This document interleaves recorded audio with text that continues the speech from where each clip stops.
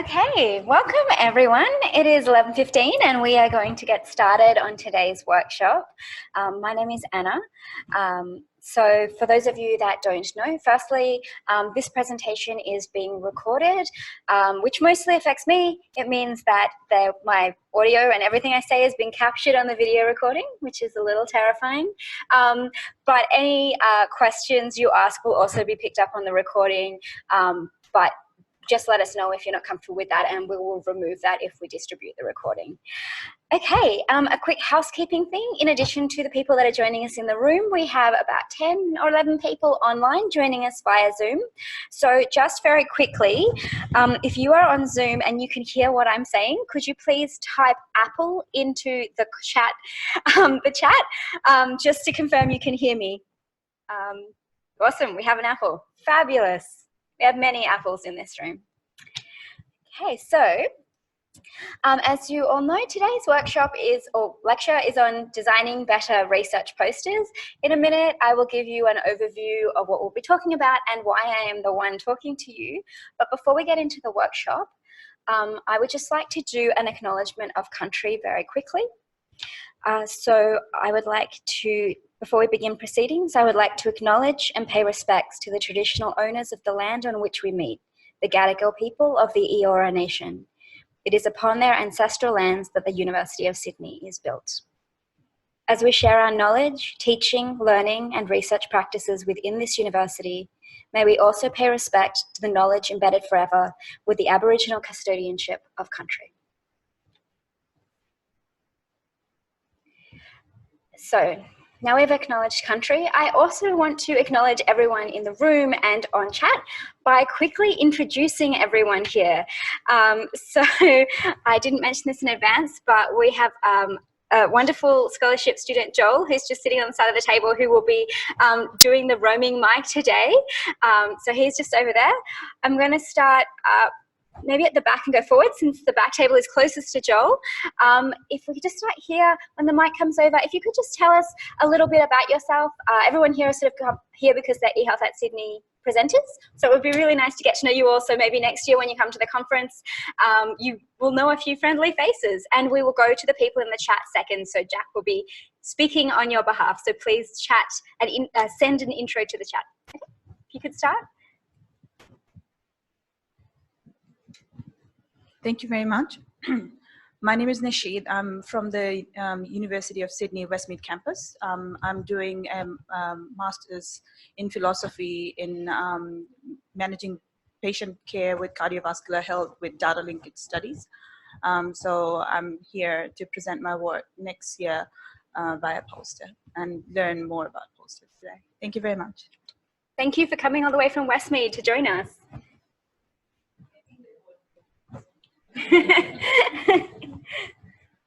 My name's Rebecca. I am a PhD candidate at the Sydney Dental School. I'm looking at the use of mobile health technology and its ability to enhance prevention for early childhood caries in young children, but also the family groups that they're in. I will also be presenting next year a dental caries app systematic review, and I'm hoping to learn more about how to present that in a fun or interactive way by ePoster.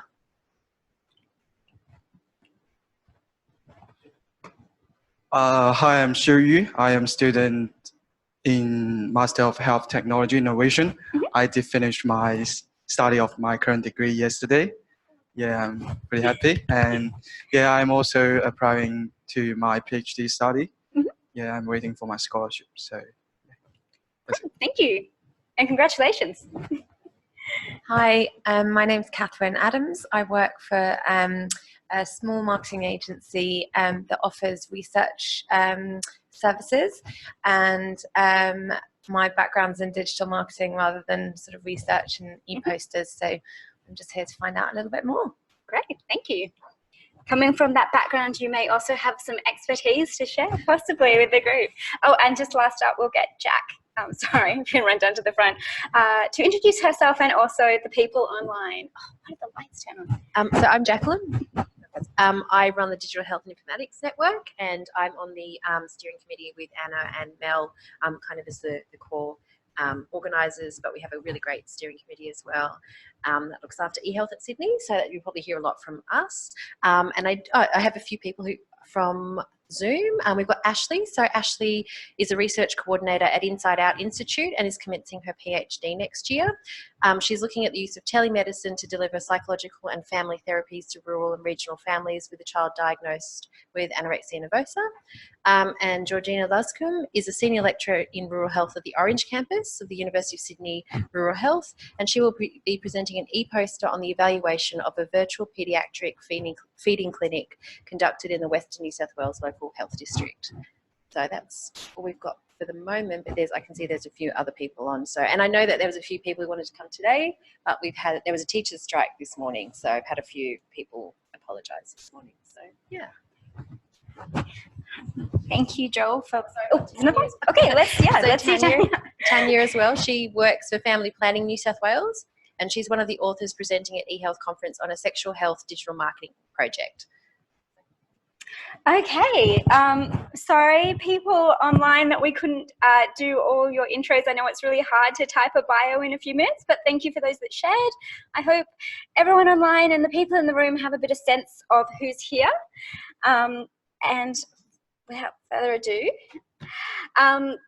so you're all here because you are presenting posters, hopefully, at eHealth at Sydney 2020, or maybe you're just really interested in research posters, but I think you're all presenters. Hopefully you don't need to hear this, but just in case anyone hasn't already, the registrations for eHealth at Sydney 2020 are now open. If you go to the website, you can follow a link to register. Presenters do need to register, so please do that if you haven't already. So today's workshop is going to be on designing better research posters. It has two parts. The first part, I will be talking to you generally about what research posters are, what they could be and why they're not that. And then the second half, I hope to convey some useful tips and advice on different ways you can, with practice, relatively easily improve your research posters. But no judgment, you may all already have wonderful research posters. But even if you are really excellent at them and really happy with them, I would say that it is a skill, presenting information visually really well. So I would encourage you to always go back and look at your old posters and see if you can improve them in any way, because I certainly want to live in a world where we have wonderfully visually communicated research via our posters. At the very end in the tips section, I'll talk a little bit about the specifics of designing posters for eHealth at Sydney. If there's any relevant points throughout that may link to eHealth at Sydney, I'll certainly flag them. With questions, I will formally open questions up at the end of the first section and at the end of the second section, which is the end of the presentation. If you really have any burning questions you want to ask, please just put up your hand. I'm happy to try and answer questions throughout. Yes, so hopefully by the end you will have learnt these objectives. Before I get on my soapbox and tell you all about research posters, I thought it would make sense to tell you a little bit about myself. So everyone in the room knows that my name is Anna. I'm Anna Jansen, and I am presenting this workshop. There are two reasons, I think, that I've been asked to present it, though maybe there are others that Jack wants to share. I'm not sure, but I'm pretty sure the first one is because I am a member of the eHealth at Sydney working group, and I've mostly been responsible for managing the logistics of how we're going to do the posters and what you should be putting into them and how they're going to be displayed and that sort of thing. So yes, if you have any criticisms or praise, for me.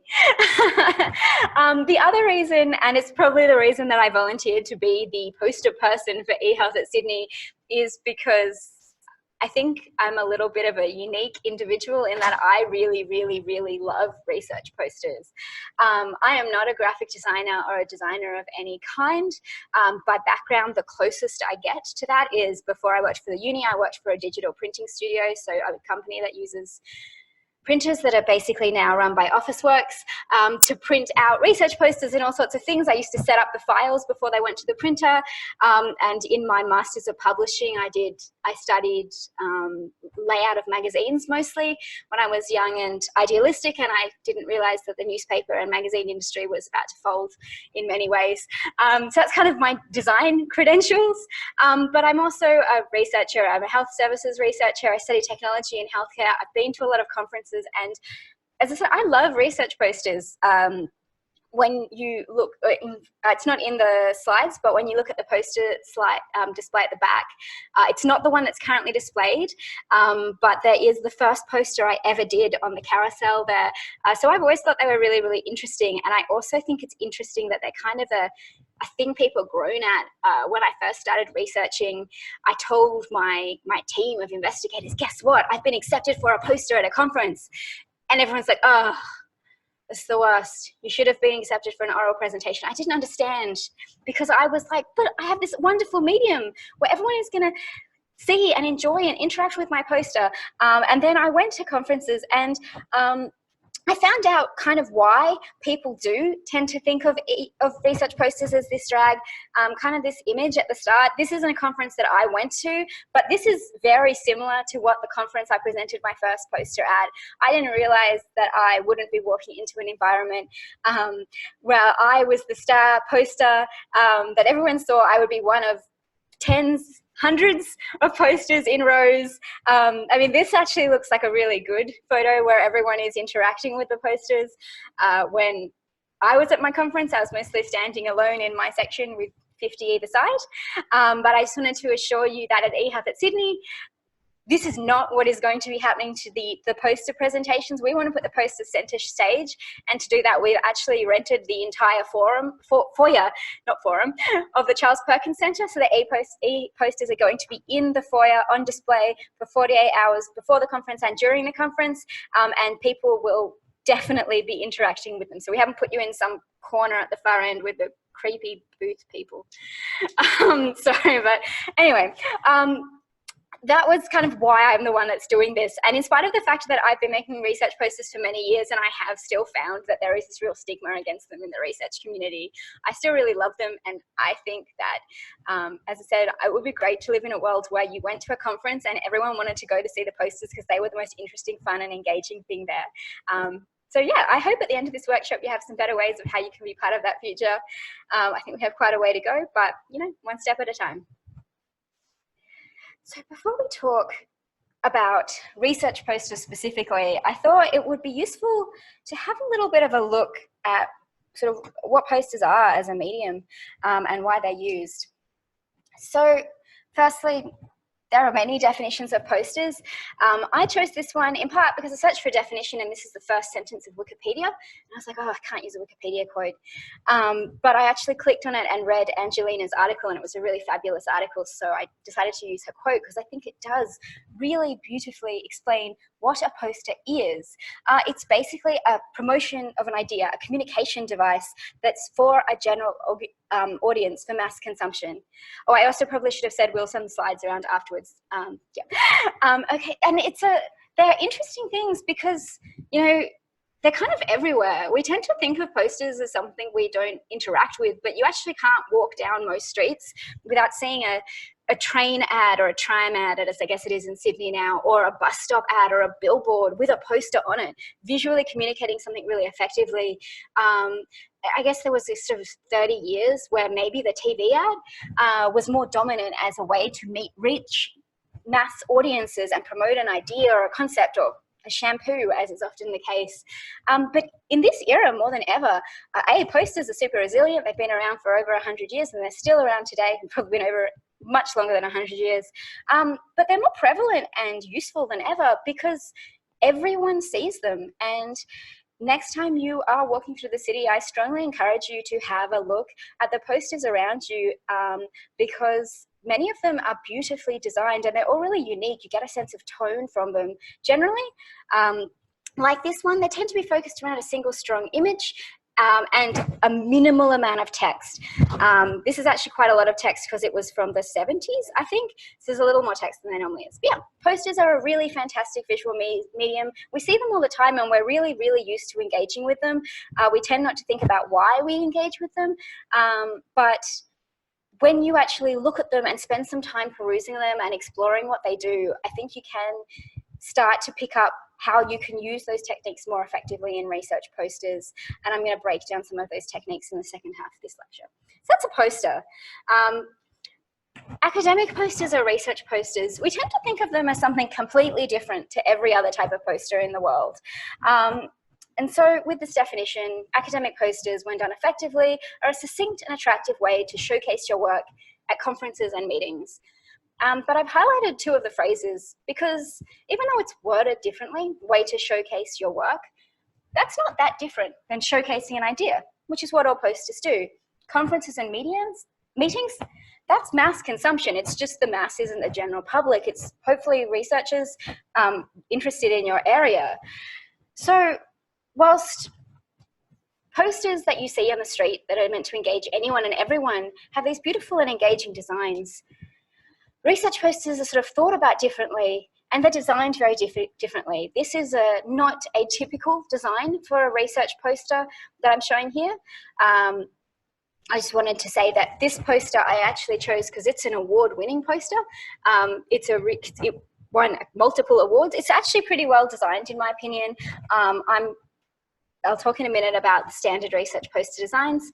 But looking at this format, if anything, it doesn't really remind me of a poster. The thing it really reminds me of is sort of a newspaper broadsheet page back when those were physical things that most people read, or a magazine page.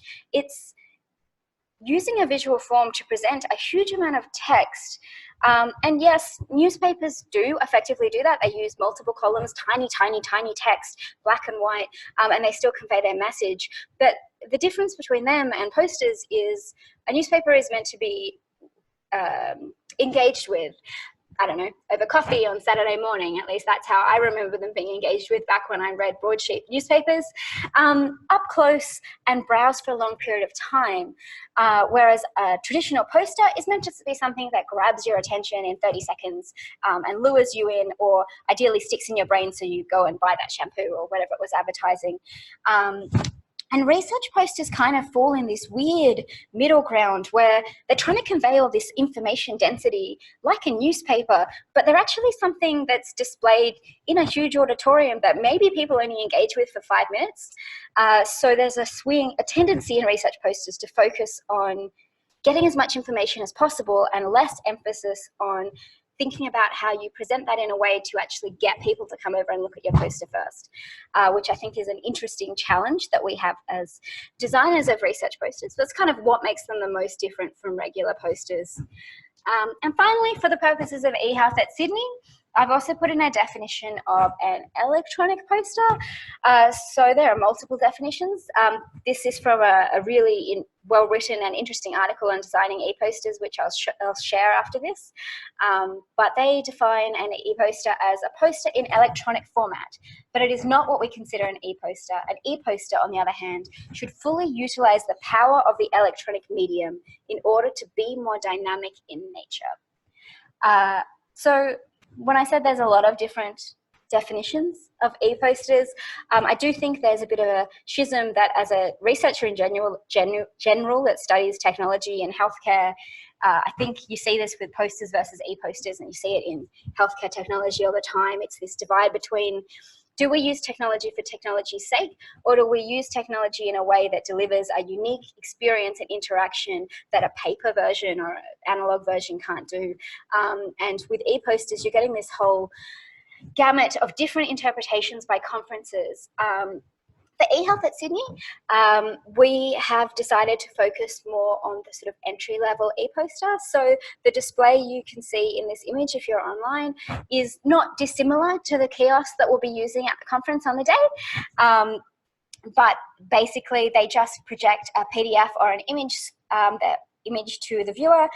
They're touchscreen, so you can interact with the posters, and you don't have to really design in any special elements or have any additional knowledge on how you build websites or run multimedia, that sort of thing, to design them. We discussed making them more engaging, but when I was researching and discussing with the team doing the e-posters, one thing that stuck with me is when you're designing an electronic poster, the most important thing is to sort of use tools and do it in a way that most of the people presenting will know how to use. And we thought, whether you're designing a printed poster or an electronic poster, you are usually starting digitally. Most people will design their poster on a computer and then have it printed out. A small number of people might start with a big A0 sheet and cut images out and physically map it out, but that's not typical. So most people start digitally and then turn it into a printed form. So with the e-posters for eHealth at Sydney, we kind of just want you to stop one step earlier than you normally would. You're already designing a poster for your conference on your computer. We want you to just save it, turn it into a PDF, and not send it to the printers, just send it to us as it is. That's really all an electronic poster is for the purpose of eHealth at Sydney. This is in the style guides, but because of the format of image we're using to display them, you can't embed links or videos or anything. Sometimes e-posters let you do that, but for this, just a PDF. Okay, so that's sort of the three main types of posters. I am going to talk a little bit more about challenges of research posters first. Before I get into that section, I just want to say that one of the reasons I think that you should invest time in designing your research posters as well as you can and better than you can is that they take a lot of time anyway. So some conferences will give you a template with a layout you can use. I've never been a big fan of them, but they do exist and some people use them. Conference doesn't. Sometimes presenters share templates through generations. There's a standard format you see a lot. Sydney Uni has a very generic one you can use. But even if you just use the template and put a lot of text into your poster and don't really visualize anything, just do the bare minimum. My experience is it still takes hours, like dozens of hours to do. So I wanted to say that even if you are not putting effort into visualizing all the elements of your poster, they take a lot of time anyway. And so my argument is you're going to spend lots of time in it. You may as well make it as good as you can be rather than just using the template. But I just wanted to acknowledge before I showed some research posters that whatever they look like, they've probably had a lot of work go into them. And taste is variable. Like some conferences, as I said, this one that I showed, in my opinion, visually it has too much text, but it's an award-winning poster. It's got amazing research in it. And the people judging it thought that it was award-worthy because of that. I also love the gnat. I don't know what it is. The bug. It's really cool. You'll see it on the display at the end, but it really stands out. If they just put a little bit more into it like that, it could have been really, really engaging. Okay, so research posters tend to follow a standard format. You've probably seen it. You've seen one earlier. It's not necessarily in color. It's got some columns. You copy paste your text. Very similar idea, but this one has some images in it. But they're basically a huge, huge wall of text. So if you're lucky, when you're looking at this from across the conference room, you might be able to read the heading.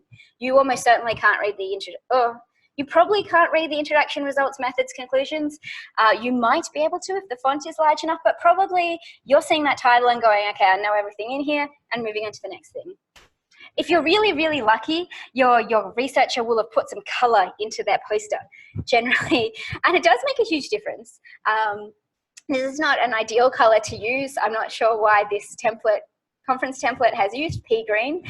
You don't see it a lot as a color, but you know, sometimes that'll make it a bit more engaging. Instantly, they've just put a bit more space around it. There's still so much text, but the green is a little bit more vibrant and a little bit more engaging.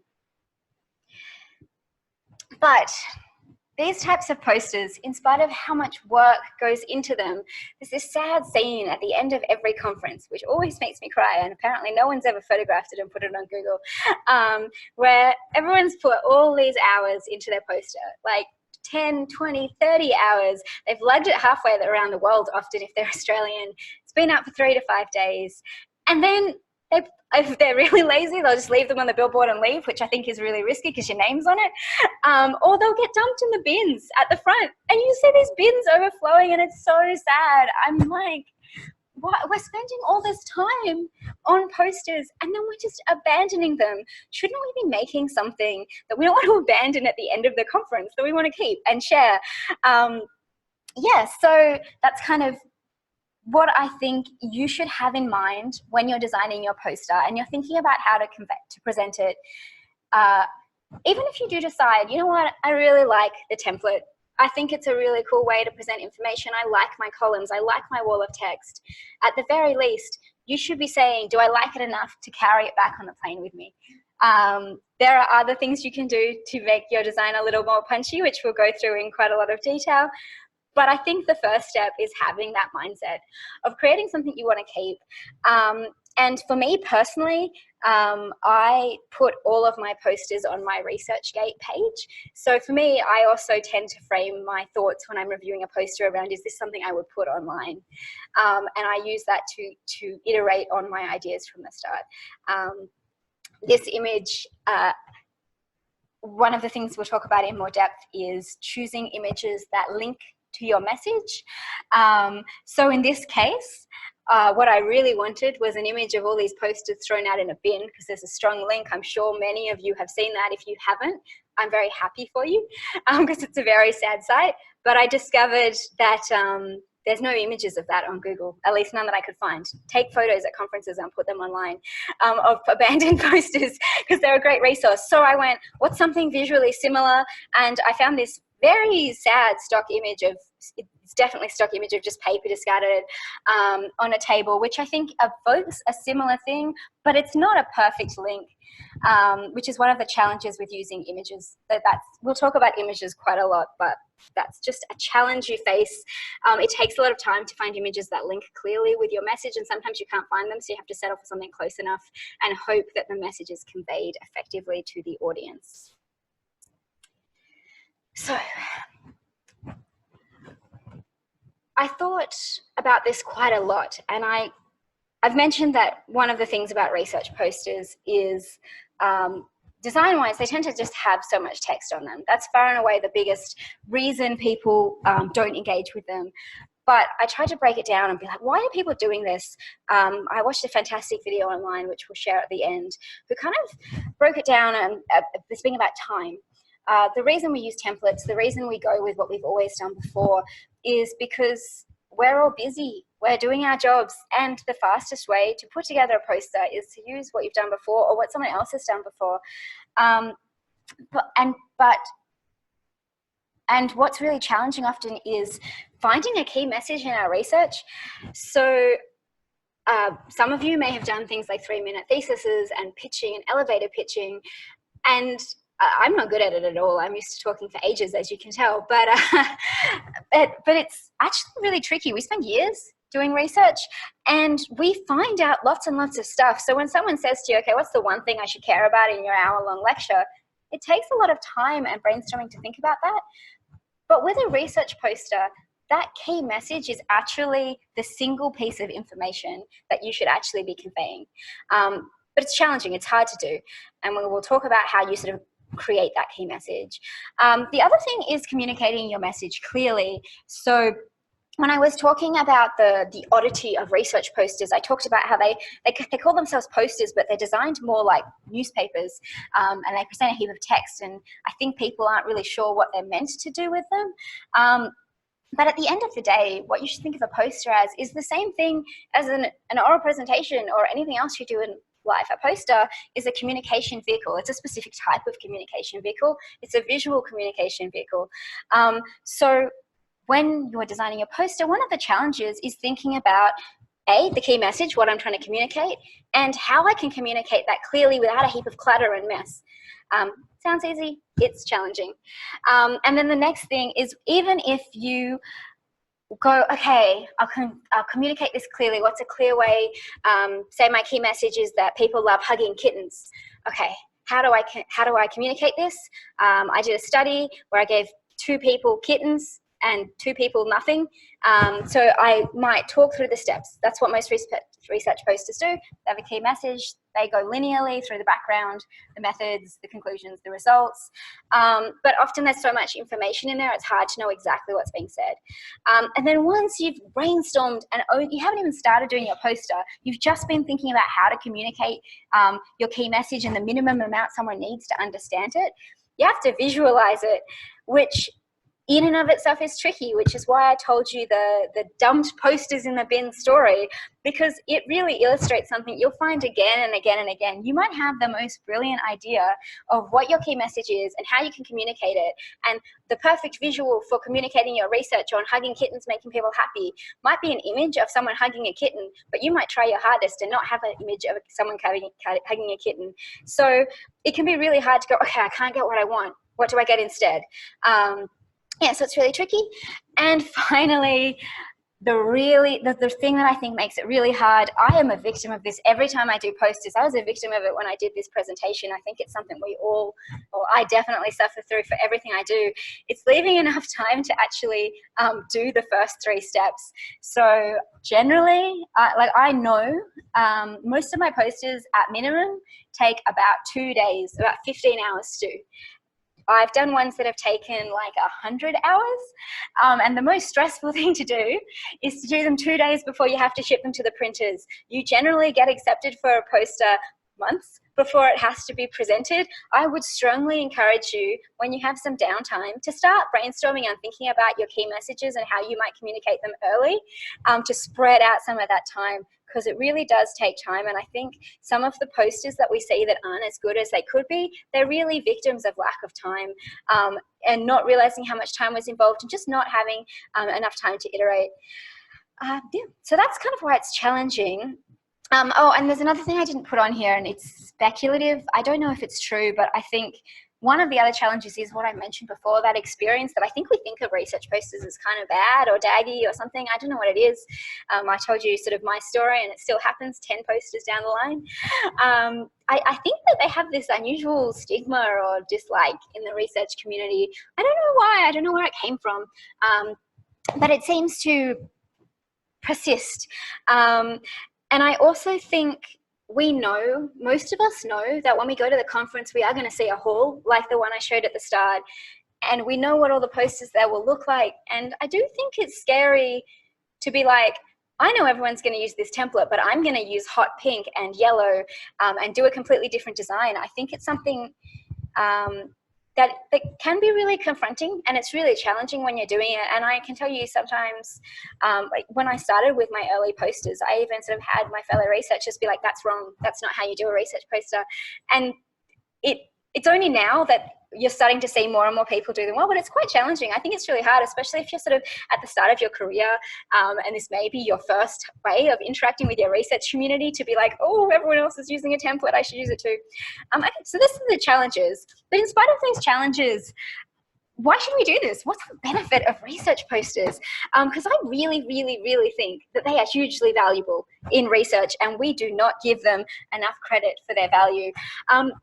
The really big one that I think of, I said at the start that posters in general are hugely influential. We see them all the time. We love visuals. And they genuinely do change our behavior. Like, this is the reason you see ads everywhere that are posters, because people go buy that shampoo because they saw a really good poster of 2 happy people doing this.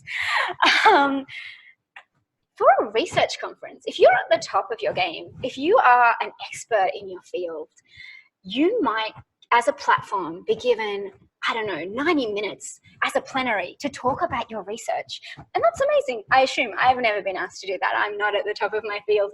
But, you have 90 minutes with this audience to convince them of your research and how transformative it is, which is a lot. But if you're doing a research poster, you don't have 90 minutes. At minimum, you have an entire day. For most conferences, you have 3 or 5 days where you can display yourself and use your poster in a way as this big engaging, it's almost like a business card. It's got your name on it, it's got your contact details on it, and it's got your research on it. It's got your elevator pitch. So if you do it well, if you do make your poster something that people want to come up and look at, like, I really, really, really think you should think of it as a strong platform for conveying your research. Beyond that, posters, I found disproportionately tend to represent early career and research student research. So I think if you are an early career researcher like me, it's really valuable to invest in designing them well. They also tend to present emerging research. So for my research, I don't know how typical it is of other areas, but from inception to publication, it's usually for a really, really fast study, it might be 2 years before my findings get put into a journal. It's probably more like 4, which means in that 4 years, I have no idea if what I'm doing has already been done by someone else. And if I'm going to find out, probably where I'm going to find out is at the poster section at a conference. And like you may get a collaboration out of this. If you're a research poster, someone walks up to it and it's like, oh my God, I'm doing the same thing, let's team up. It could be really valuable.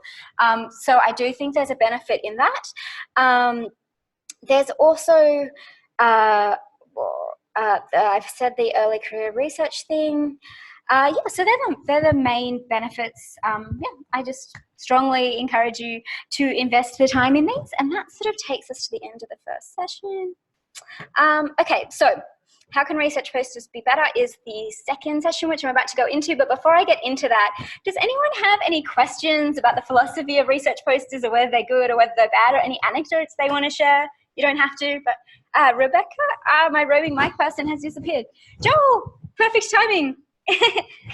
And if you are online, if you just type any questions you have into the chat.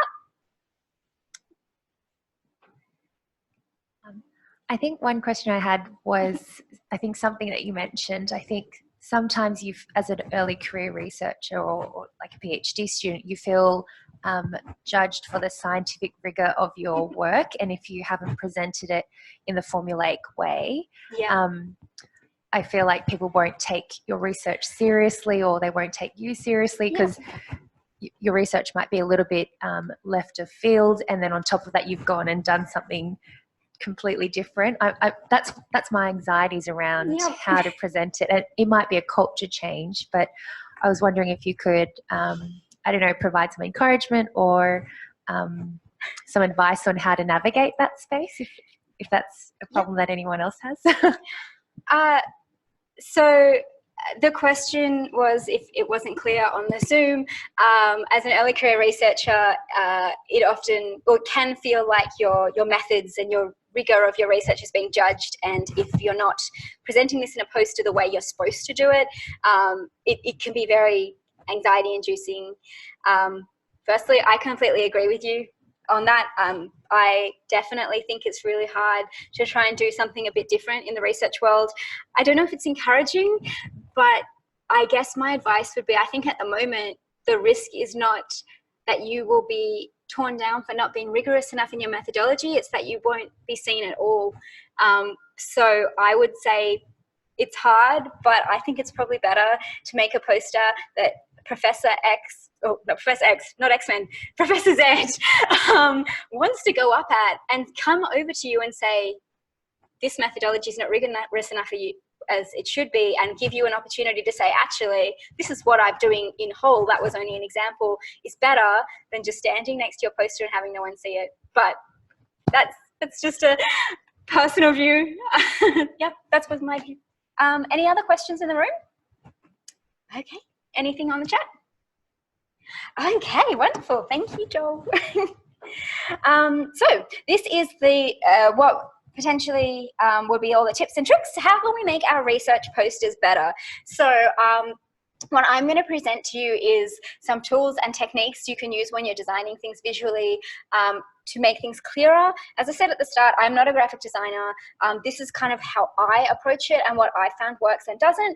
But I would encourage you to have a look online as well. There's heaps of resources and tools and all sorts of things out there now that can give you tips. Play around. It's really, really valuable. Spend some time looking at posters. There's heaps of them on the internet. Some are good, some are bad. Some of you may love the colors, or just spend some time and play around. And also some of these slides are modified from the University of Sydney Library. A wonderful, wonderful information designer called Kayla Maroney. They were developing a workshop on ePosters, but it isn't ready yet, but it's hopefully going to be made available in 2020. So I encourage you to look at the resources the library has around designing information and poster design, because they're they're really great resources, and I would definitely will be doing them when they are available. Okay, so as I said, we tend to think of designing posters about like choosing the images and the colors and everything and the actual putting it on the page. But in reality, the work that you need to put in is way before you even start at the page. It's creating a narrative around your research and finding a message to convey. And it takes a lot of time.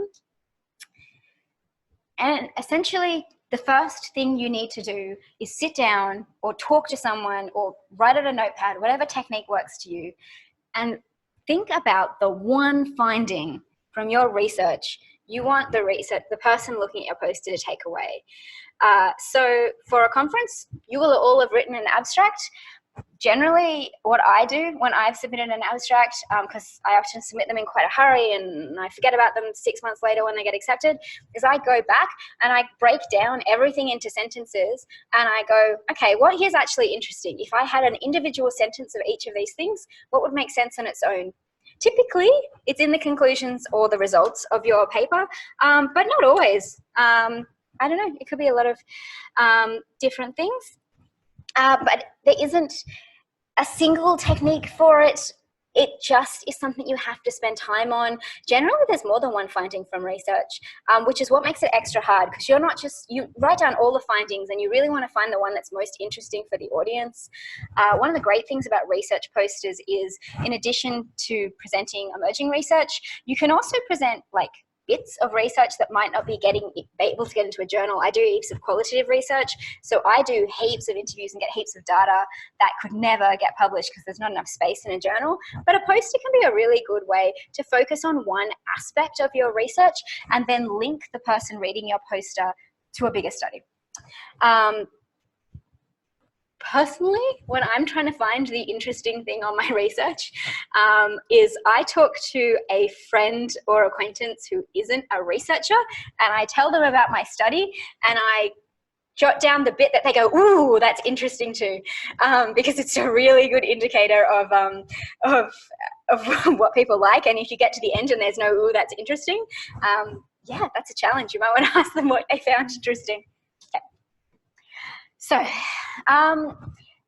how do you do this? As I said, for finding a single message, generally we work backwards. This is another example of an image that wasn't quite perfect. I wanted someone walking backwards on an escalator. I had to settle for a salmon going upstairs, and it's very blurry. Yeah, images are hard. This is why we have a whole section of them. Okay, so yeah, generally, as I said, to find that key message, it's probably in your conclusions or your results. It may be in your methodology, maybe. You might have come up with a really unique way to do something, or you might have done something in a way that you're like, never do this again. And you might want to make your poster about never ever using that technique again. But normally it's results or conclusions. So once you have that key message, write it on a piece of paper and then think about what the audience needs to know to understand that message. So you're saying that's the background. I do backgrounds all the time. It's a literature review. And that's true. That is what the audience does need to know. But generally we present our backgrounds as kind of a review of the literature rather than a series of contextualizations for the audience when they're looking at it. At most conferences, the people looking at your posters aren't experts in your area. So you kind of need to convey what your area does, what other people do, and why no one's done what you've done generally, pretty quickly. And then once you've done that, you do your methods. Methods are usually really easy. The hardest thing people tend to find on posters is shortening their methods. But they also tend to be quite visual because they're nice and linear. Yep. So that's kind of how you refine your message, but it's a brainstorming exercise. My biggest thing would be to spend time on it. As I said, talk to another person, tell them about your research, get their response to what's interesting, write it down, and then go away for a week or have a coffee and come back and be like, is this something I care about? How can I expand this if I was focusing on that? So do that. Design tools. So when you're creating your poster and you have your message, the next thing people tend to think about is how am I going to turn my message into a poster? As I said, most of us work digitally rather than on paper, but I generally do the brainstorming around the message on paper, just because I find it easier and I can put little doodles around it. And I draw a little mind map with the message at the beginning and sprog off. There's various different tools you can use. So if you want an online tool, there's a platform called Canva that I've linked to. It's a graphic design tool. It's got cool imagery. It takes ages to use. Honestly, all of these, there's nothing on here that I can tell you that will be quick. That's why you have to put in the time. But Canva can create really great visuals, but you have to put in the time to use it. PowerPoint is what I've used for most of my examples today. Most people have it. It's pretty basic to use, but it has a heap of features no one ever touches, so it can do quite powerful things. And finally, Adobe Illustrator and InDesign. So every member of the University of Sydney and I think students can get access to the Creative Cloud suite for free. It's a really great deal, though I would say if you've never ever used the Adobe products before, don't start using them for a poster you need to complete in a hurry. So I use InDesign all the time, and when I did publishing, I learned to use Illustrator, and I haven't used it in about 4 years. It's really complicated to use. It's very powerful, but it takes a long time to get into it. I'd strongly recommend, off this list personally, I would use PowerPoint because almost everyone knows how to use it, and it gives you freedom that tools like Canva don't. But any of these tools will work.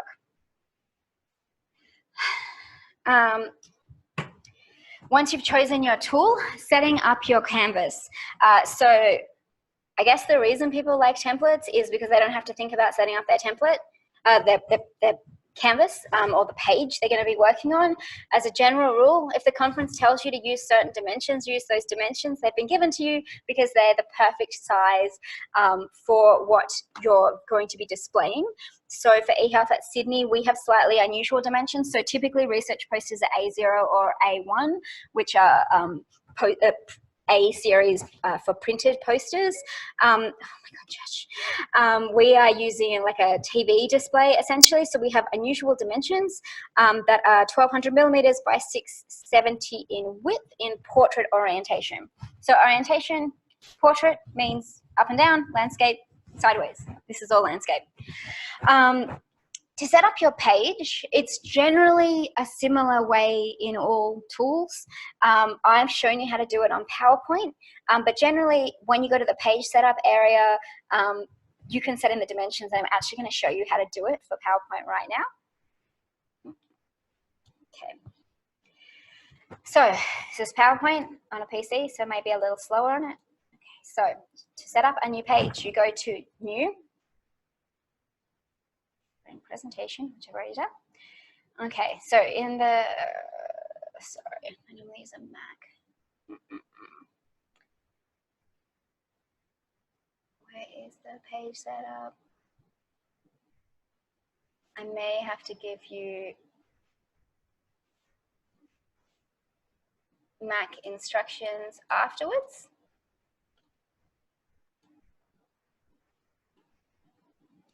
Okay, I will send you the instructions for Windows and a template setup, but if generally what you do to set up the page is you go to File, Page Setup, you get a box like this opening up. Width and height, this is where you type in your width and height. So we gave you the dimensions in millimeters, but for this you will be making it 120 centimeters by 67 centimeters in width.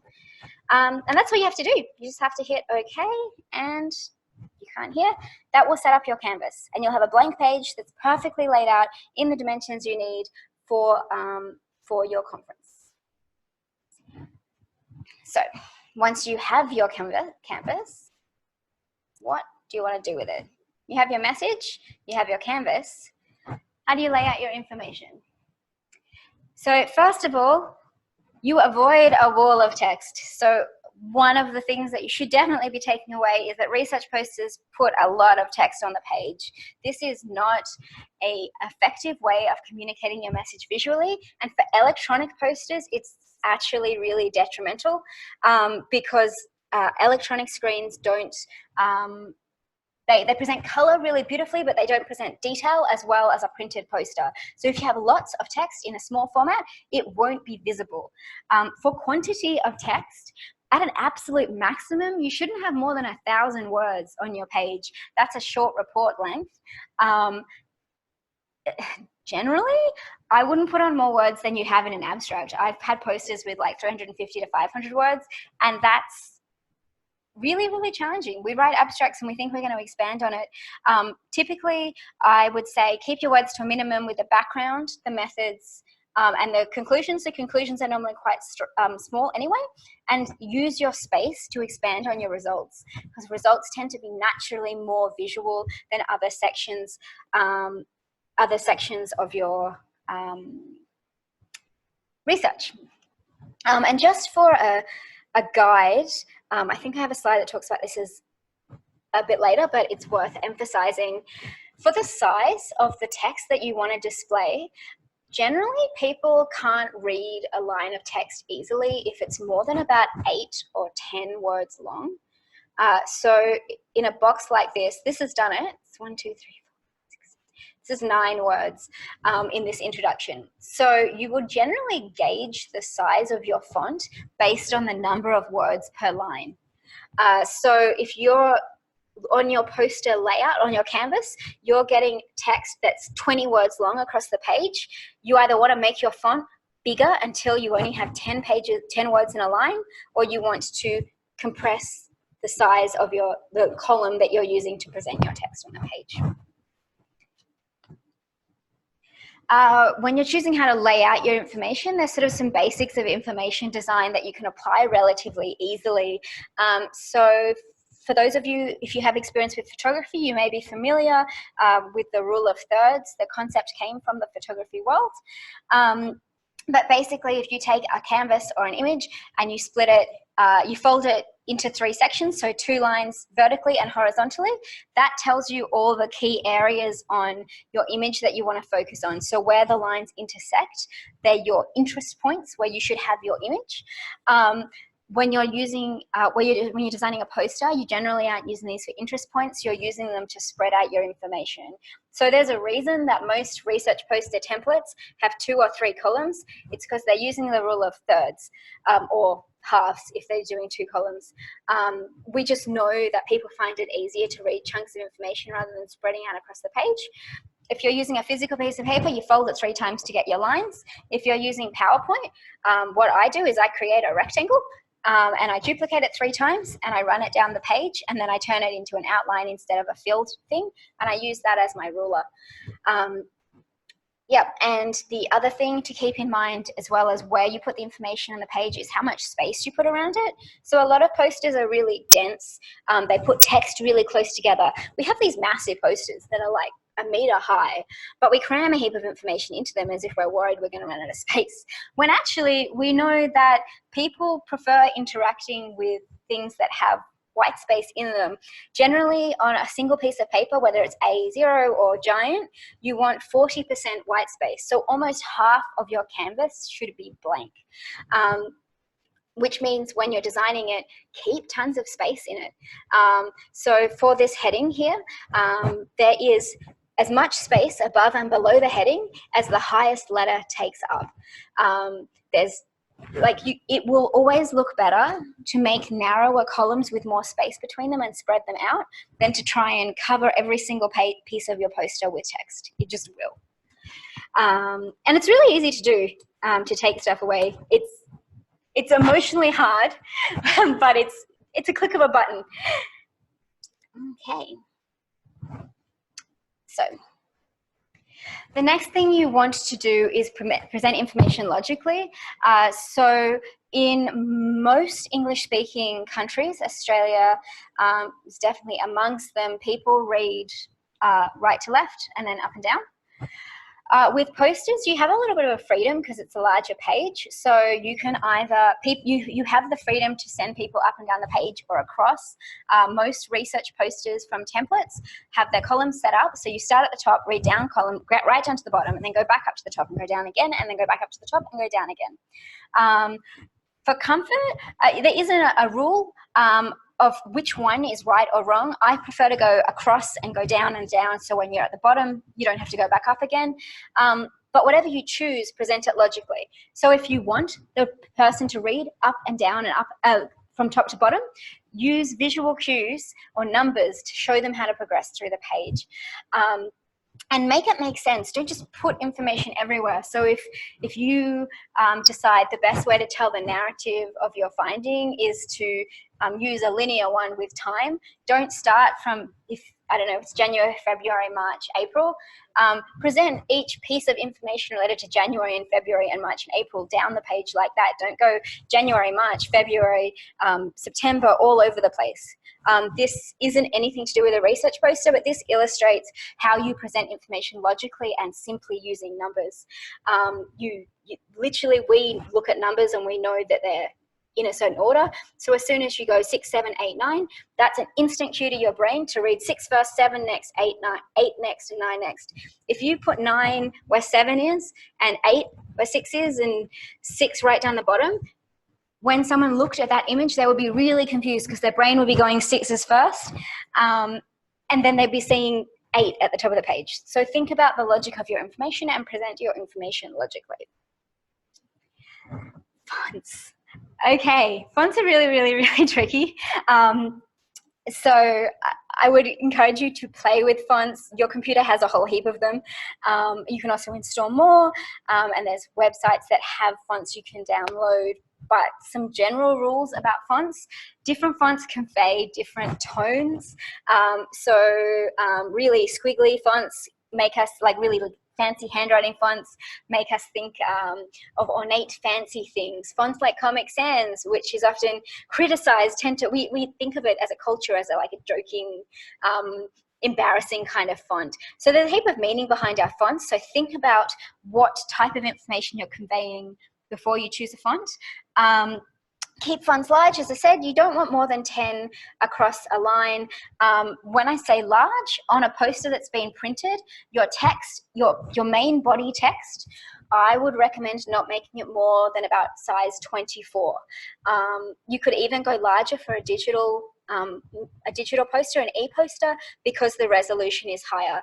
I think people really worry that the fonts will look massive when they're printed, but it's more likely you'll go the other way. It's more likely that your fonts will look really small when you print it, because we see, when we're looking at it on a screen, we get this distorted view of how big things look.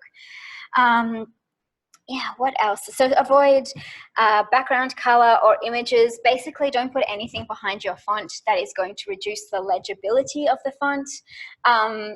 Use a single font family. So this is Helvetica. A font family is like Arial, Times New Roman. Most font families have different weights in them. So you can generally have regular font, which is what you'd use all the time if you use Times New Roman, italics, bold, and underline, which isn't really anything to do with the font. But generally you have those types of things, but more complicated font families have more scope to use different things. So in Helvetica, which is a popular font used in graphic design, there's like black, there's heavy, there's basically different types of bold, different thinnesses. You can use, if you use the same font family but use different fonts, the family will have been designed to work well with itself. So it doesn't matter if you choose the most different looking two fonts in the same family, they'll probably look okay with each other. Whereas if you design your poster to use mostly Arial text, but then you decide to do your headings in Times New Roman, it's going to look a bit weird just because they're in different families.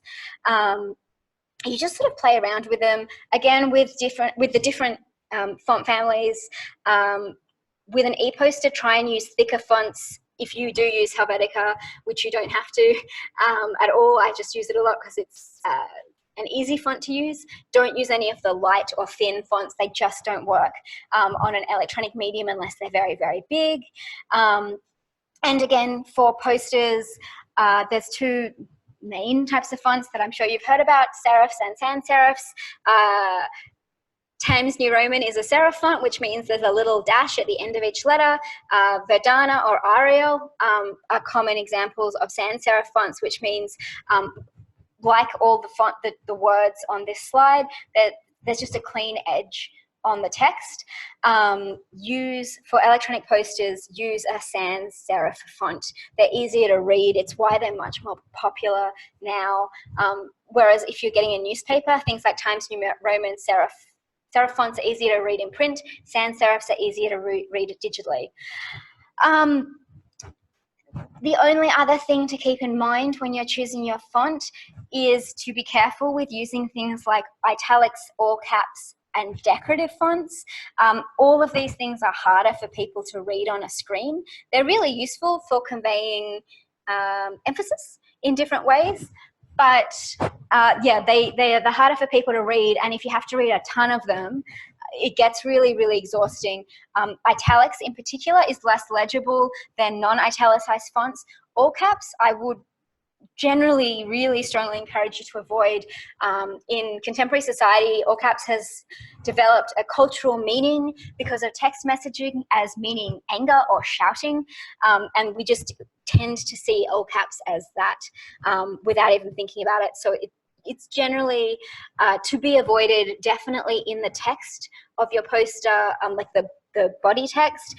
Headings, you might be able to use all caps if you want to show emphasis. Decorative fonts, I use these extremely rarely. There are some really, really beautiful decorative fonts. The image on the side here shows a heap of different ones. The one I've used here is a font called Zapfino. It's incredibly beautiful. It's based off a man called Zapfino's handwriting, but it's almost impossible to read. So only use a decorative font if you really, really, really want to emphasize a message. Yeah, it's probably enough about fonts. Okay. So once you've gone through all these steps for your layout, stop what you're doing before you start adding fancy design flourishes and look at your poster. Look at it up close and see what it looks like, and look at it far away, because posters aren't looked at one way or the other. People look at them from afar and are grabbed in, and then hopefully spend time looking at them in more detail. Yeah, so just actually do that step. And honestly, I print my posters. Even if it's in A4 or A3, I print my poster out to see how it's looking, so I can see it off a screen and get a sense of it. So I'd strongly encourage you to do that, even if you can't get it full size. Okay, so once you've done the information and the layout, you want to visualize and present all your information beautifully. This is a beautiful, beautiful network diagram, which I did not create. And it is a great example of a complicated, difficult to read image that is extremely powerful, and you could put on its own on a poster and people would probably look at it, which is why I chose it. So if you use things like this, I would really strongly encourage you to only ever put one on your poster, because there's a lot of information. So on to how do you choose how to visualize your message? There's lots of different techniques you can use to visualize it, and it kind of depends on the data that you have. So if you're a quantitative research, you're probably going to be using things like bar graphs and charts to categorize information. You might use hierarchical and tree diagrams.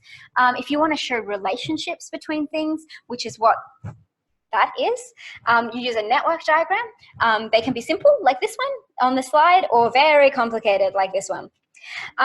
If you're talking about time or space, you can use like a map, basically, to visualize your information. We all know what maps look like, and they're really, really powerful, and you can also usually get maps in high resolution really cheaply and easily. If you're a qualitative researcher like me, you'll probably have heaps of textual information you want to present on your poster. It's always a bit tricky to present, oh my God, textual information.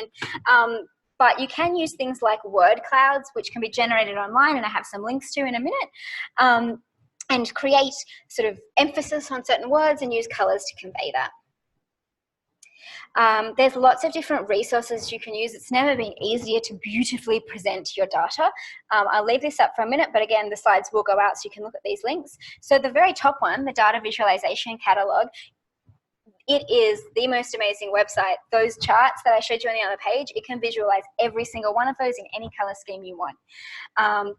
Sydney Uni Library has visualization tools. If you want icons, so icons are like little images. I'll show you one in a second. You can get them for free at either of those two places. To create a word cloud, as I said, there's heaps of them online, but I'd recommend that one. For infographics, which I will talk about in a bit more detail towards the end, go to Pictochart. You can create one for free. And if you want to learn more about font families and how to pair fonts to be effective, go to Font Pair, and you can play with all sorts of fonts. In addition to thinking about how you're going to present your information, what charts you're going to use, you may not want to use a chart at all. You may want to use visuals or images, which is mostly what I do, and it's what I've done through these slides. There's two different ways to use images on posters. You can either use photos, and I'll show you some resources in a second for that, or you can use something called vector art. You can find both of these online.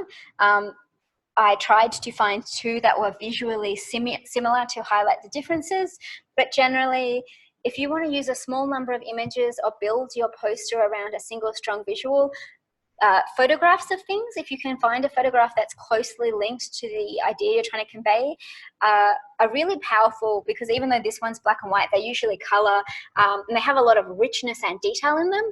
Whereas if you're presenting research that has a lot of data and you want to use a lot of charts, I would recommend using vector art or cartoony style art, because it's got less information in it. Not all vector art is black and white. I tend to use it in black and white and download it in black and white because I find it cleaner, and then I change the colors. But you can get all sorts of vector art.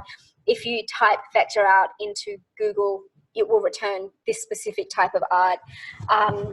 There's heaps of it online. The other benefit of vector art, as opposed to any other non-photographic image that you might have seen online, is it can be enlarged pretty much indefinitely without getting that pixely edge that you sometimes see on images that are enlarged too big, because of the way that vector art is created, which I won't go into because you're not going to be creating vector art.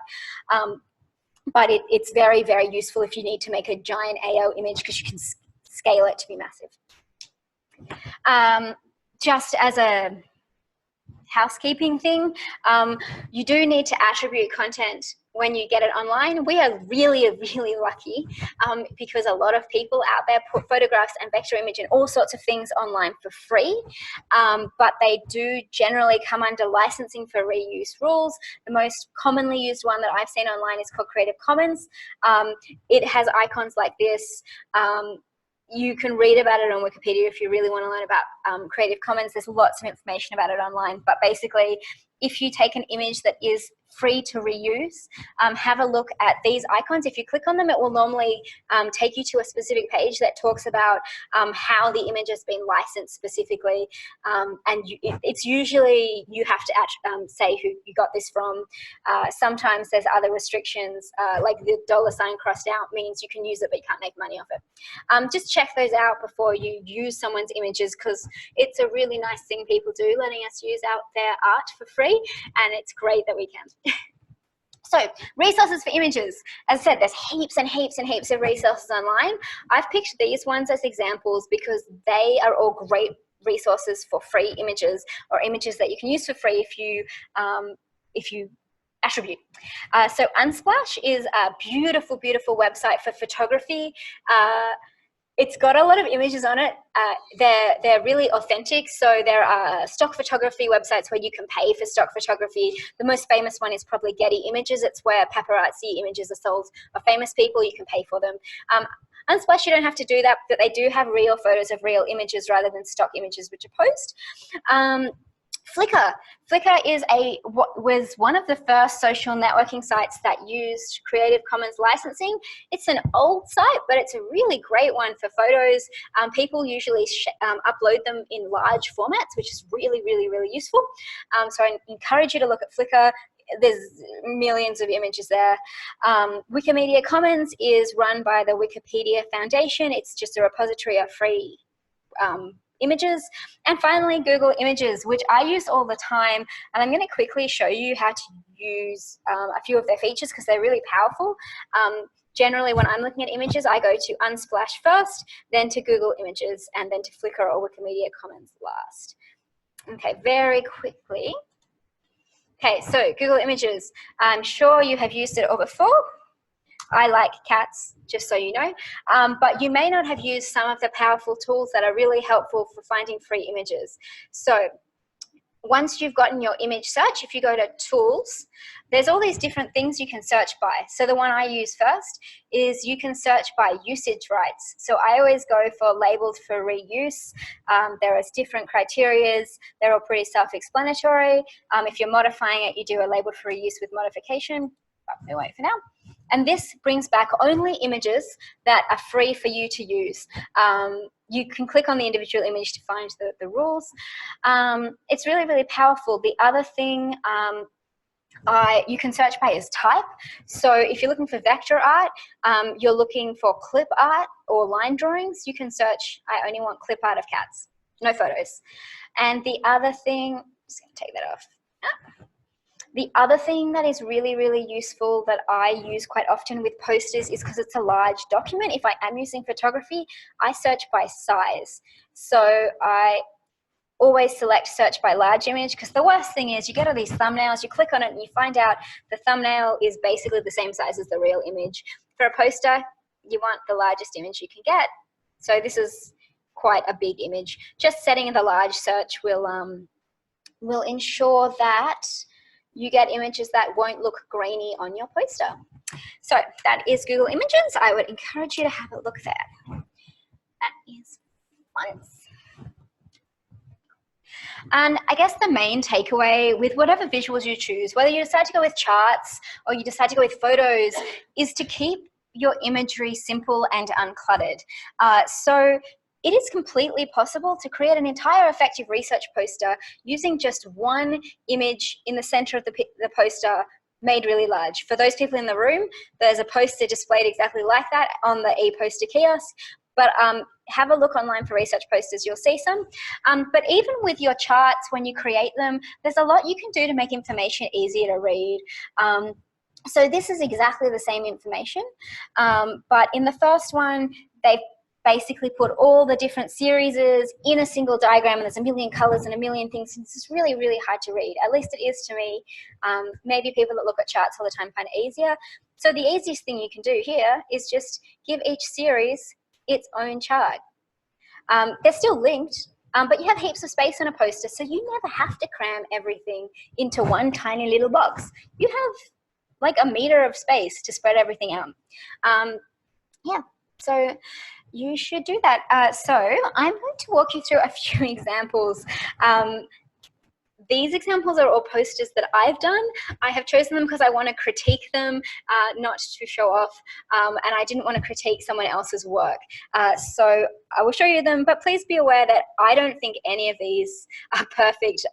Some of them I wish I'd never done, but they all illustrate different things that can be used effectively in poster design. So I just wanted to go through them with you. And also, none of these were designed to be digital posters. They're all designed to be shown on an A0 page. Okay, so this, oh, and these are quite old, some of them, so the data may be wrong.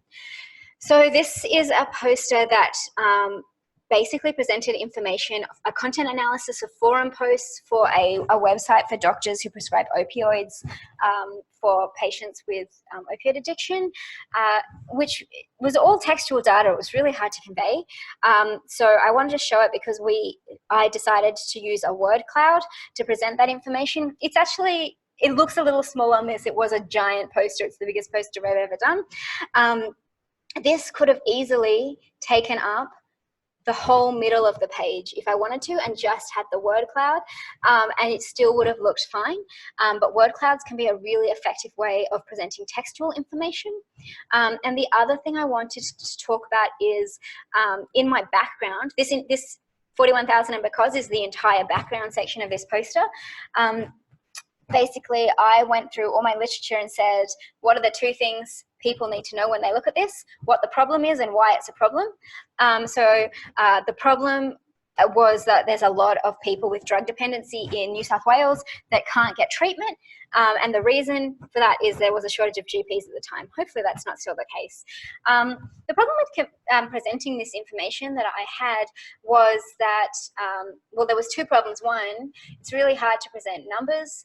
41,000 is a big number, but we tend to not think. We need a relative measure for numbers. Most people don't think about numbers in the abstract and know, is that bad? Is that good? So we needed something to compare it to.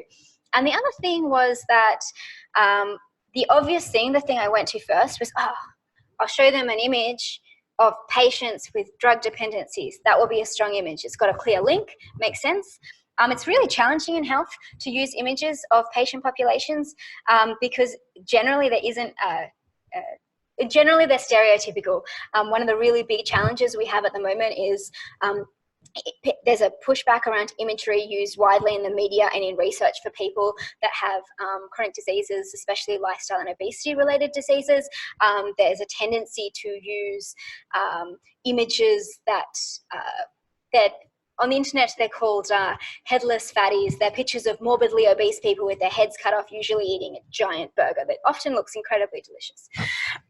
Yeah, and so health imagery is really, really hard, and it can be really offensive, honestly. And dealing with people that are drug addicts, I mean, I can tell you that what this image should have been is a picture of a woman or a man in their 30s, probably someone that looks like me who's had an injury at work and is addicted to prescription painkillers, but that wouldn't be very powerful. Anyway, so how do you choose an image in health that's relative? What I ended up doing was getting, I literally just Googled for cities that have a similar population to 40,000, and Monaco came up. So the image is of Monaco, and the text uses as a benchmark, 41,000 in the abstract.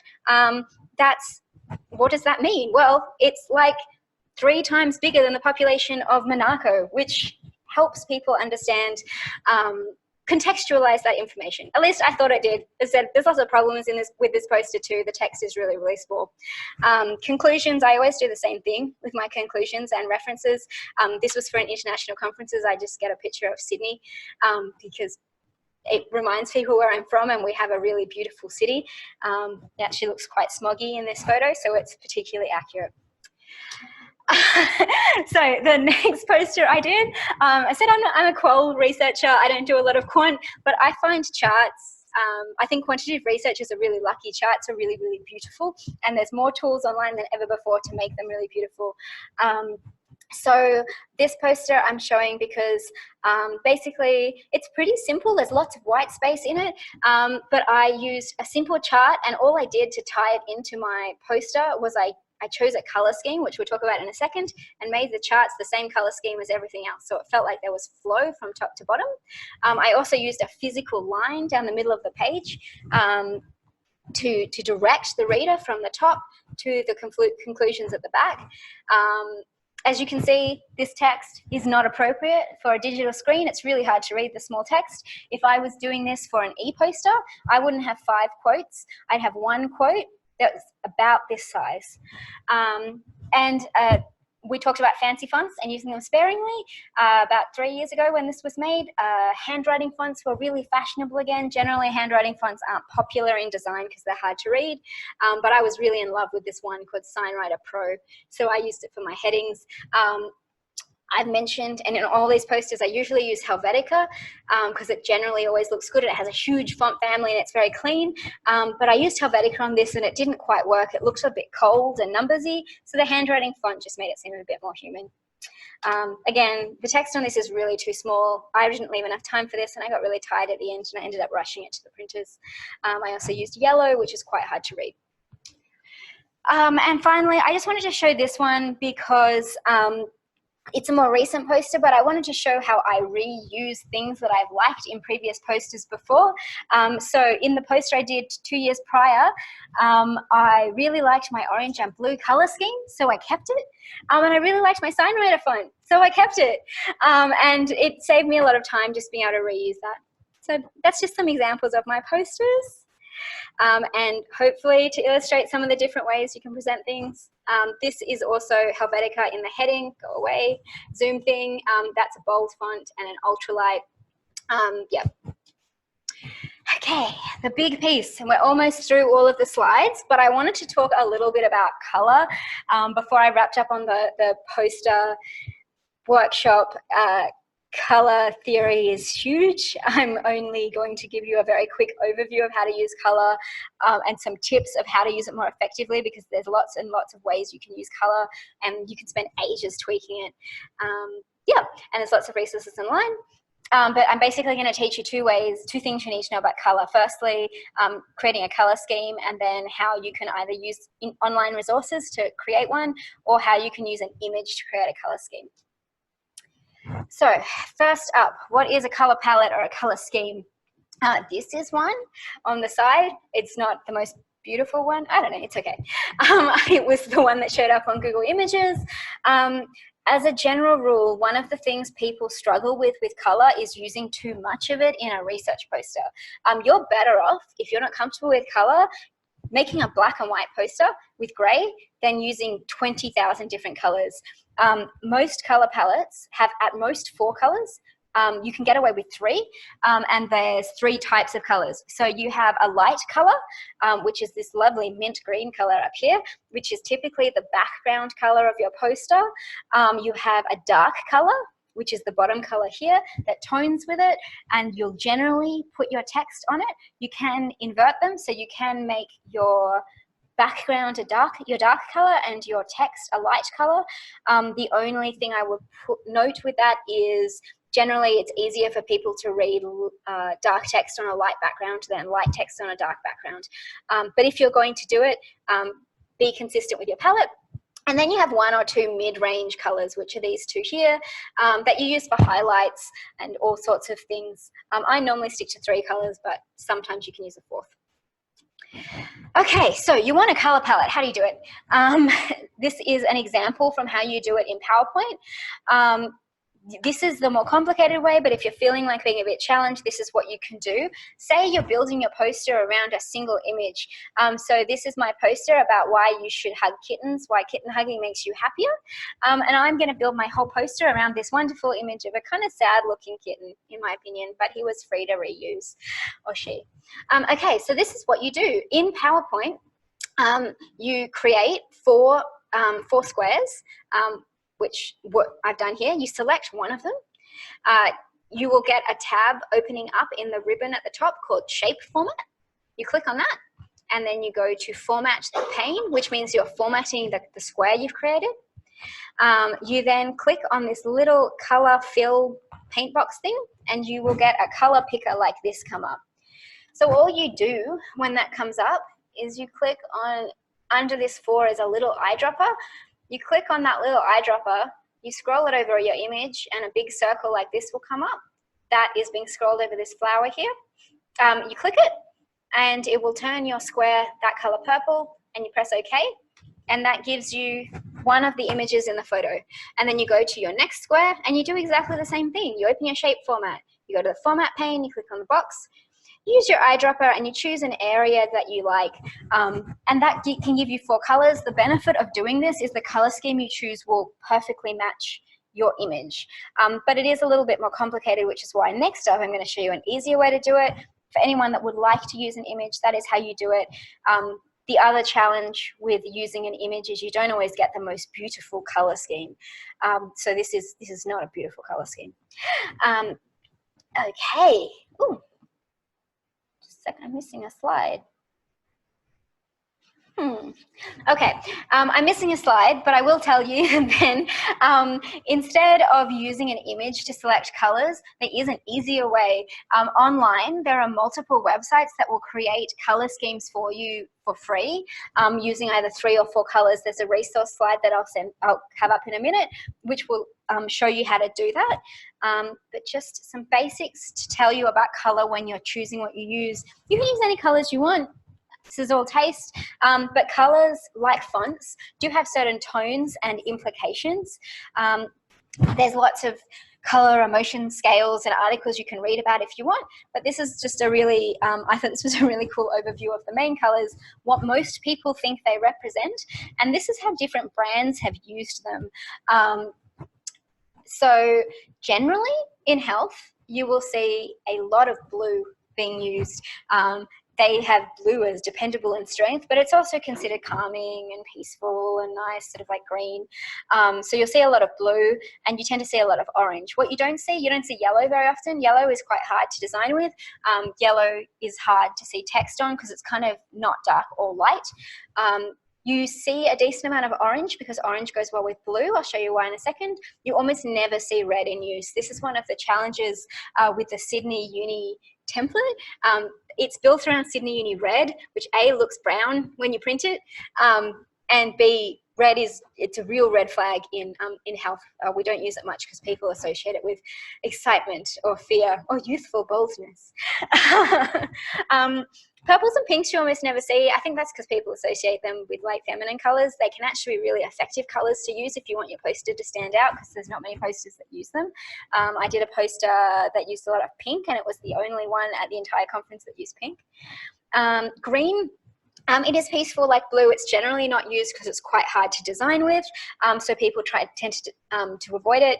And greys and blacks, as I said, you can design your poster to be black, white and grey. That's completely fine. The only thing to flag is whilst this calls it balance and calm, it can look quite dull if you have a big poster that's very grey. So when you're choosing a colour scheme, there's many different ways you can do it, but generally if you want to choose colours that go well together, you do complementary colours, which on the colour wheel are colours that are opposite each other. So if you look at this, you'll see the reason health uses a lot of orange and blue is because orange and blue are complementary colours that are opposite each other on the colour wheel, so they tend to look really good together. Blue looks cool and orange is used to make things pop. Analogous colours are colours that are next to each other on the colour wheel. They tone with each other. They can look really, really nice. I use them quite often. With a large poster, it can be useful to have a complementary colour. Complementary colours tend to give you something to highlight points you really want people to notice. But if you're using your visuals well, you're not going to need a colour to highlight them because everything will be so clearly visualised. You'll be able to use an analogous colour as well. And the final way to use colours is to use triadic colours, which are colours that are kind of opposite each other on the colour wheel, but using 3 of them.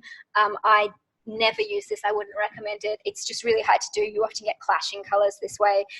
But if you're feeling really confident and playful with your colour, you may want to have a play with them. Okay, so I said that there are places online that can do this for you, so you never have to worry about colours or looking at images and picking colours.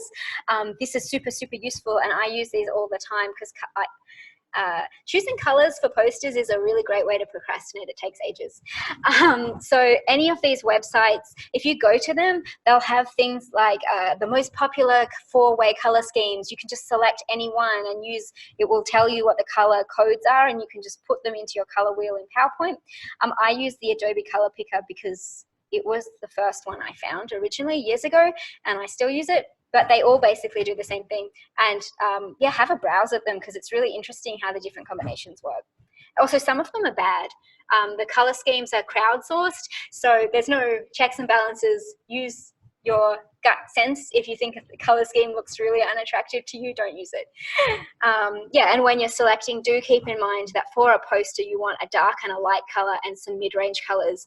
Some of the color schemes are all pastels. They're generally not suited for posters. Okay, so that's kind of the main things to think about when you're doing a poster, but I quickly wanted to give some examples of different poster techniques that are used to visualize information really effectively. So first up, I've forgotten this guy's name. I think it's Martin. There's a movement, I think it's started on Twitter, that's growing online called #BetterPosters. And it's a guy, a grad student from Michigan University, who's really interested in improving research posters for all the reasons I've gone through today. And he has actually proposed people use this template that he's created, and you can get online for free for PowerPoint in portrait and landscape mode, that I will send a link around to afterwards if anyone wants to use it. But his whole concept is that your poster should all be focused around a single message, and he puts that front and center on his template right here. And that basically any additional information you want, like your background should be in a little sidebar here with minimal text, and any graphs and stuff that don't support your message should be visualized down the side. They can be really, really impactful. I think it's a really cool movement, and I would encourage you to have a look at his templates because it can be really effective. I think just to use his templates, even if you want to be more creative and out there, to help you think about what your main message could be in your poster and see what it looks like in writing, by putting it on templates like this.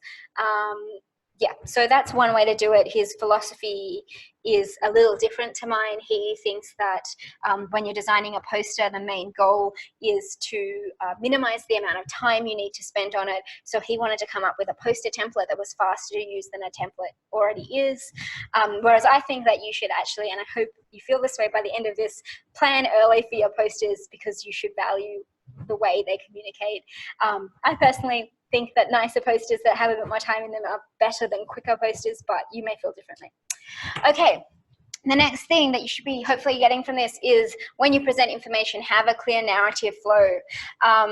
This is an infographic. I have not talked about them much. The reason is because even though they are popular, they're actually really, really hard to design well, and there's a lot of terrible infographics out there. But one of the links I sent you for online resources had a link to Pictochart where you can create infographics if you want. If you're doing an infographic, you generally would be using vector art like I talked about before, and they're very good for having a clear step-based approach to your information. Almost always, infographics go from top of page to bottom, reading-wise, rather than snaking across. They can be really effective, but they take more time than you think to create. And finally, using strong and consistent visuals in your poster. So I love this poster. I wish I could say that it was mine because it's really fantastic. This was actually, I'm sure this took ages, and that would have been because he would have spent ages brainstorming, or she, whoever wrote it, I'm not sure who they are. But this is a really good example of how you can build an A0 poster just around one image. They've just gotten this beautiful diagram, which they probably made themselves, but you don't have to do that. You can get an image online or a big vector art thing, and they've taken the colors in that image and just put a tiny amount of text around it with numbers. They've used numbers to show the reader how to flow. As said, this is an example of going across and then down rather than down and then up. And it's just really, really effective. It would have taken a lot of time. I'm sure that this person started with a whole page full of text and pulled a lot of information away. But if you can get us one strong visual, it can make your whole poster and it can save you a lot of time. Okay, so just to wrap up, eHealth at Sydney specific information before I get you some questions. There is a document that was sent out that has all the specifics, but just to reinforce, the canvas size is 120 centimeters by 67 centimeters. I will share the PowerPoint canvas that I set up, which has the exact right dimensions after this. The file format is PDF. Jack sent around the link to where you upload that at the end of the month.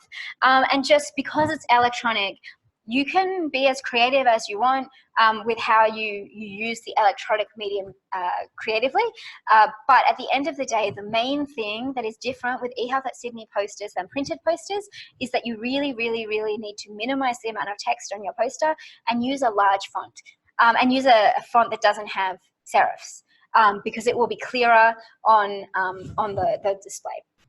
And so as I believe has been sent out, there will be a prize for the best e-posters, a People's Choice and a judged prize, because as I said, we really do care about posters at eHealth at Sydney. Not only are we displaying the posters centre stage in the foyer of the CPC, we are also giving equivalent prizes to our poster presenters as to our oral presenters, to really emphasise the fact that it honestly takes as much time and effort to build a beautiful research poster as it does for an oral presentation, and they really should be recognised in the same way. So judging criteria, clarity of introduction, methods and results should be apparent. Really emphasizing the novelty of the findings, which if you're really focusing on that single message that's important, it should be really clear what's novel and unique about your finding and what it is, which goes a long way to conveying your novelty, is conveying what your finding is clearly. Alignment with the conference theme, and of course, visual impact. Okay, and just as sort of a final thing, I mentioned before that one of the templates that I showed you was from a guy out of Michigan University who's trying to improve posters with his Better Posters hashtag, and he has a whole video on his philosophy and how you do it, which is fantastic, and I will share. But he had a quote in it which I have used because I love this quote, and I think it's really useful for ePoster and poster design.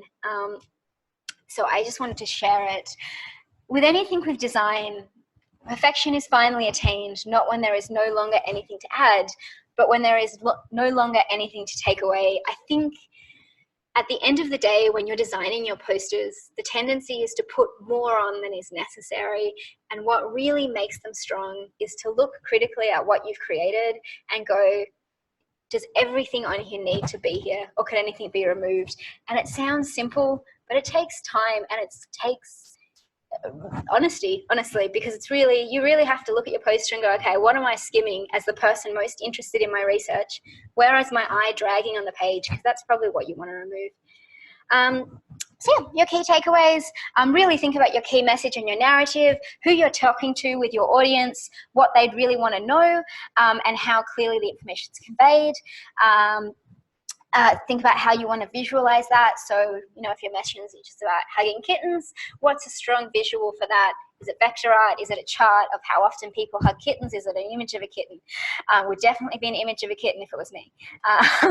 And as I said, the best thing you can do is look critically at your poster. Sometimes it's really hard to critique ourselves. So I strongly encourage you to ask a friend or a family member or a fellow researcher, look at this poster, look at it a meter away, look at it 10 centimeters away, and look at it across the other side of the room and tell me what you think, what's working, what's not. And thank you. As I said at the start, I got help from Kayla Maloney from the library to develop these slides. So I just wanted to acknowledge that some of these slides are actually her slides. I also really wanted to thank all the people who put their images online for free to use for only attribution, because it really makes research posters better. Yeah, thank you. So if anyone has any questions, you don't have to clap. Oh, you can clap. I really hope some of that was useful.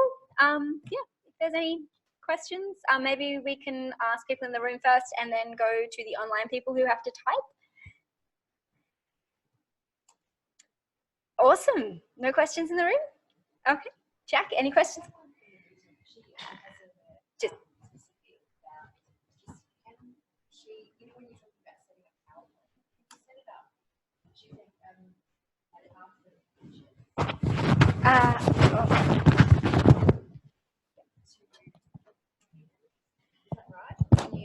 Change it. When you're setting up your specs in PowerPoint, can you change? It says it asks for it in inches. Can you change it up? Can you change it? Sorry, to centimeters or millimeters? so when you set up the canvas, it's asking you for inches. Yeah. That means that you are using a imperial version of PowerPoint from the US. You probably can't change it, so I would recommend Googling for the conversions from inches to centimeters.